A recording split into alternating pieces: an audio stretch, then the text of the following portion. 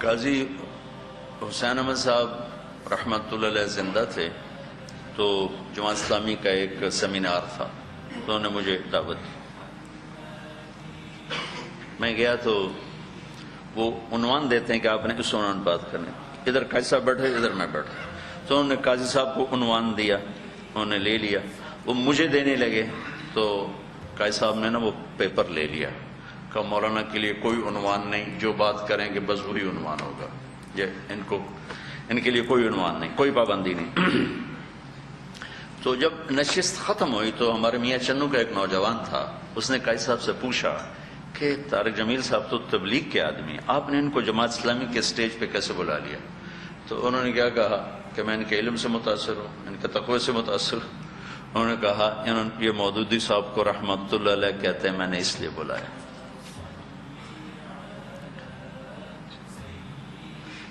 ہمارے طبقوں میں نفرت کیسی ہے کہ میں سال لگانے والے علماء سال کے آخر میں ملاقاتیں شروع کرتے ہیں, تو مجھ سے ملنے آئے 25-30 تھے, تو میں بات کرتے کرتے میری تو عادت ہے, میں کوئی بھی جو ایمان والا ہے اس کو رحمت اللہ علیہ, تو اس کا حق بنتا ہے وہ اللہ کے پاس چلا گیا.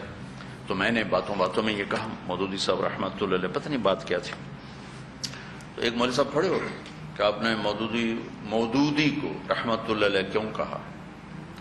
یہ وہ زہر ہے جو امت کو امت نہیں بننے دے رہا. کہ ہم کفر پہ مر گئے تھے جو رحمت اللہ علیہ نے کہا, میں کہا کچھ شرم کرو, کچھ شرم کرو, وہ حیا کرو, انسان بنو.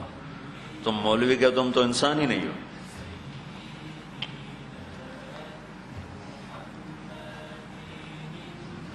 فاسق سے فاسق اہل ایمان کے لیے رحمت اللہ علیہ کی گنجائش, لیکن بس وہ ہمارے وہ جٹ اپنے پیو دی گل پہ کرے کہ بابا اللہ بخشے جنت جاؤ, وہ صلی دی آرام تو وہ چوری کرن گیا, جس لے جو اندر وڑے تگو نام مراد تجد پڑھتا کھلوتا ہے, وہ نام مراد ہو گیا تے بابا بیشتی ہو گیا جڑا چوری کرن. تجد پڑھنا نام مراد تے بابا بہشتی ہو گیا جڑا چوری کرنے جا رہے. بابے بہشتی سن لائی, سن ہوتا ہے دیوار پھاڑ کے نا اندر جانا, بابے بہشتی یعنی رحمت اللہ علیہ, سن سمجھ دیوار پھاڑ, تے اگو نام مراد تجد پڑھ دکھل ہوتا ہے, وہ نام مراد ہو گیا. یہ ہمارا گھٹیا پن ہے. تو میں تمہیں اس سے نکالنا چاہتا ہوں.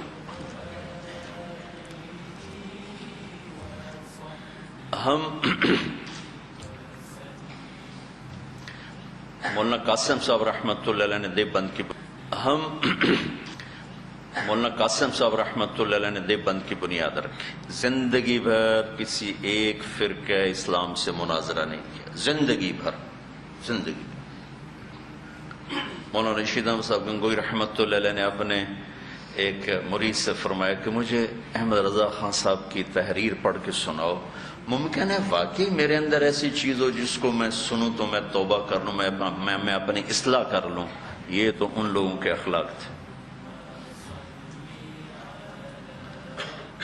ہماری پستی یہاں تک پہنچی ہے کہ رحمت اللہ علیہ کہنے پر بھی وہ سیخ پاؤ کے کھڑا ہو گیا. میں تمہیں اس اندھیرے سے نکالنا چاہتا ہوں کہ آپ لوگ ایک اچھی سوچ کے حامل بنو, ایک مثبت سوچ کے حامل بنو.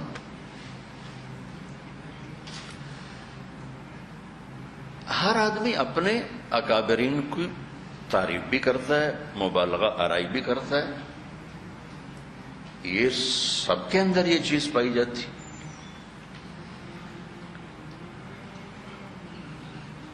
ہم بھی اپنے مولانا حسین احمد صاحب مدنی رحمت اللہ علیہ نے جب ان کے والد صاحب رحمت اللہ علیہ ہجرت فرما گئے تھے تو ان کے ایک بھائی تو وہیں قیام پذیر ہو گئے, یہ واپس آ گئے تھے. ان بھائی کی اولاد اب وہاں بہت مالدار ہے, بہت بڑے ماشاءاللہ ان کے اللہ نے نظام چلا دی. مدنی رحمت اللہ علیہ اپنے فقر کی زندگی گزار کی دنیا سے چلے گئے. دسترخوان ان کا وسیع چلتا تھا. اپنے مریدوں کے پاس گئے, فجر کی نماز کے لیے پوچھا کہ نماز کہاں پڑھنی, تو انہوں نے کہا جی یہ جو قریب کی مسجد ہے یہ تو بریلویوں کی ہے, اس کا امام آپ کو کافر کہتا ہے, اور وہ مسجد اپنی ہے فجر کی نماز. تو فجر میں سارا مجمع اپنی مسجد میں پہنچا, وہ حضرت مدنی بریلویوں کی مسجد میں پہنچا. سارے مرید وہاں اکٹھے, اور حضرت مدنی غائب. انہوں نے نماز پڑھی اور جا کر امام سے ہاتھ ملایا اور فرمایا کہ میرا نام حسین احمد ہے, میں دیوبند سے آیا ہوں, مجھے پتہ چلا کہ آپ کو میرے بارے میں کچھ اشکال ہیں, تو میں خود ہی حاضر ہو گیا ہوں, آپ فرمائیں گے تو انشاءاللہ اس کی اصلاح ہو جائے گی. ان کے ساتھ ہی آنسو گرنا شروع, یعنی مجھے کوئی اشکال نہیں, بس ہمارا تعصب ہے. اور اٹھ کے ان سے گلے ملے. اب باہر ان کی تلاش شروع ہوئی, دیکھا تو اشراق تک تو بیٹھتے تھے, اشراق کے بعد ان کو لے کر ساتھ ہی اپنے وہاں تشریف لے جائیں, وہ قیام پذیر تھے. یہ طریقہ ہے. نفرت تو میرے بچوں کسی طرف سے کوئی راستہ نہیں اس کا. گھٹیا سمجھنا, نفرت کرنا, حقیر سمجھ, یہی سب کچھ کریں گے تو تمہارا کیا فرق ہے؟ تم کہتے ہم اہل حق ہیں, کیا فرق ہے؟ اعتدال پیدا کرو, امت بنو, سینہ کھلا رکھو.